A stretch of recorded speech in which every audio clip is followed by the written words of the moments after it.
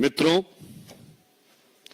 पश्चिम बंगाल की जिस घटना को लेकर आज पूरा देश आहत भी है और आक्रोशित भी है, उसके ऊपर सर्वोच्च न्यायालय ने जो सवाल किए हैं वो लोकतंत्र और सरकार चलाने वालों की मानसिकता और नैतिकता के ऊपर उठे हुए गंभीर सवाल है। हम सब ये जानते हैं कि इस घटना को किस प्रकार से 5 प्रकारों से नष्ट करने का या पार्श्व में डालने का प्रयास किया गया। पहला विषय घटना, फिर घटना का संवेदनहीन बचाव, उसके बाद जिस निर्ममता के साथ सबूतों का नष्ट होना, उसके बाद उपद्रवियों के द्वारा वहां आतंक और उसके बाद बयान की धमकी। और आज एक बात और स्पष्ट हो गई कि तृणमूल कांग्रेस की सरकार तो पूरी निर्लज्जता के साथ अपराधियों को संरक्षण और पोषण देने में तो लगी हुई है, परंतु इंडी गठबंधन का किरदार भी साफ हो गया।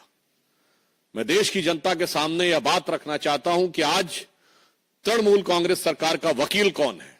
श्री कपिल सिब्बल वकील हैं पश्चिम बंगाल सरकार के, सांसद हैं उत्तर प्रदेश की समाजवादी पार्टी के समर्थन से और पूर्व मंत्री हैं कांग्रेस सरकार के।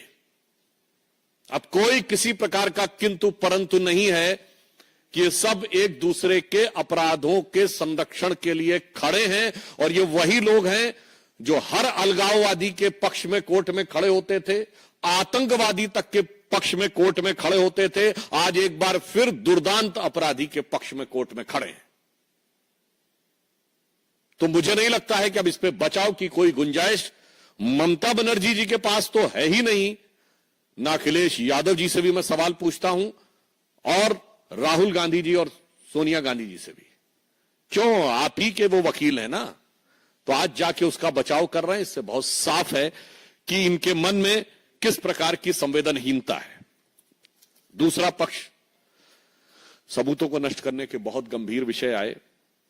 न्यायालय ने इस विषय के ऊपर बहुत सारे सवाल खड़े किए हैं, परंतु 2 विषय आज न्यायालय ने जिस प्रकार केंद्रीय सुरक्षा बलों को उस कॉलेज की सुरक्षा देने का निर्णय लिया है, इससे बहुत साफ हो जाता है कि पश्चिम बंगाल की सरकार और कोलकाता पुलिस की जो नैतिक आधार था वो स्वतः ध्वस्त हो गया। दूसरा जो एक नया पक्ष प्रकाश में आया है कि पीड़िता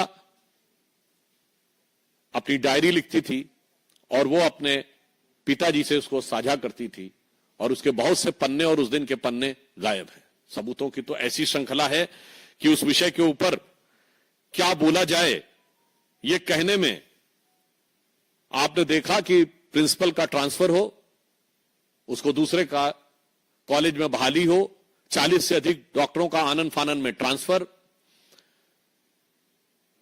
पीड़िता के शव को सौंपने के कई घंटे बाद एफआईआर, समय से पहले उसे जला देना,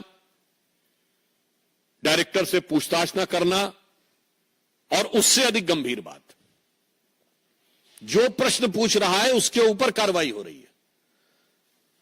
मैं एक नैतिक सवाल भी पूछना चाहता हूं कि सोशल मीडिया या वक्तव्य में यदि कोई भी व्यक्ति बयान दे देगा, सर्वोच्च न्यायालय ने इसका भी संज्ञान लिया है, तो जिस प्रकार से कार्रवाई आवश्यकता थी कि कठोर कार्रवाई यह सरकार करती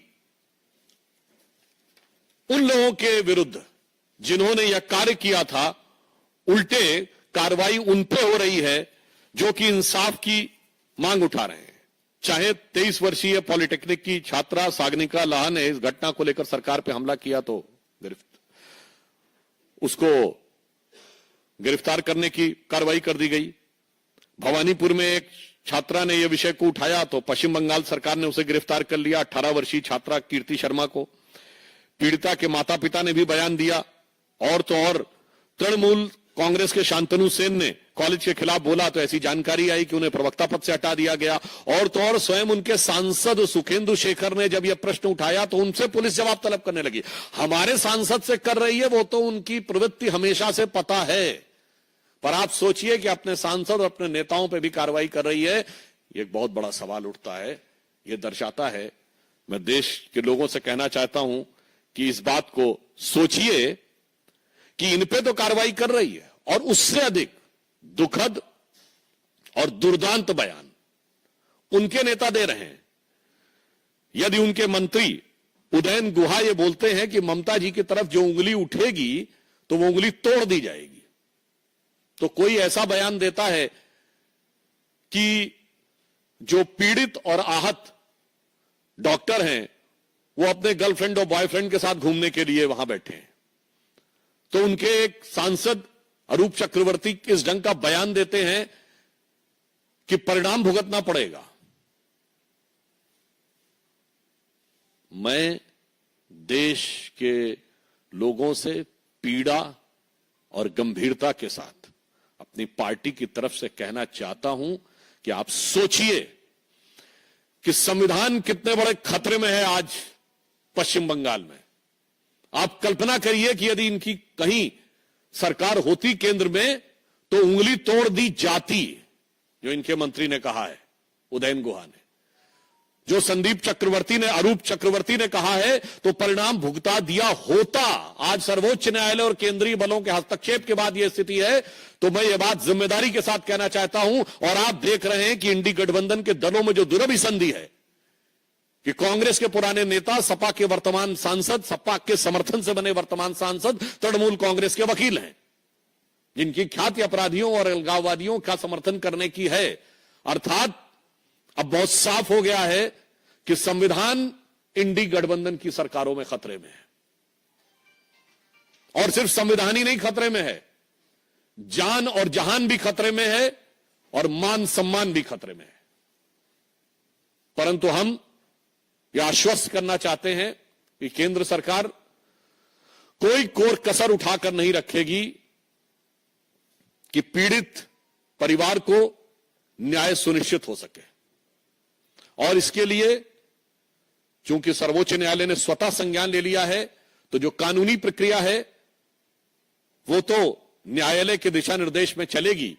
उसमें जो भी सक्रिय, सकारात्मक और त्वरित सहयोग, means assertive, active and fast contribution which will be required on the part of the government, they will provide. और पूरे देश भर में चिकित्सकों के मन में जिस प्रकार का आक्रोश और वेदना है, हम उसके साथ हैं। और फिर हम साफ ये कहना चाहते हैं कि राहुल गांधी जी, ये मोहब्बत की दुकान में कैसे कैसे नफरती सामान है। आप सोचिए, उत्तर प्रदेश के कन्नौज से लेके कोलकाता तक जो कुछ हो रहा है, यदि इनकी किसी कारणवश केंद्र में सरकार होती तो दृश्य कितना खौफनाक होता। तो मैं उन लोगों से के प्रति संवेदना व्यक्त करते हुए पीड़ित परिवारों की तरफ से कहना चाहूंगा, ममता बनर्जी जी की सरकार को, जिसने निर्ममता की समस्त सीमाएं पार कर दी हैं, कि फिर उन निराश नयनों को जिनके आंसू सूखे हैं, देखो उन निराश नयनों को जिनके आंसू सूखे हैं, जो न्याय हेतु अभी तक पथ देखते हुए रूखे हैं। धन्यवाद।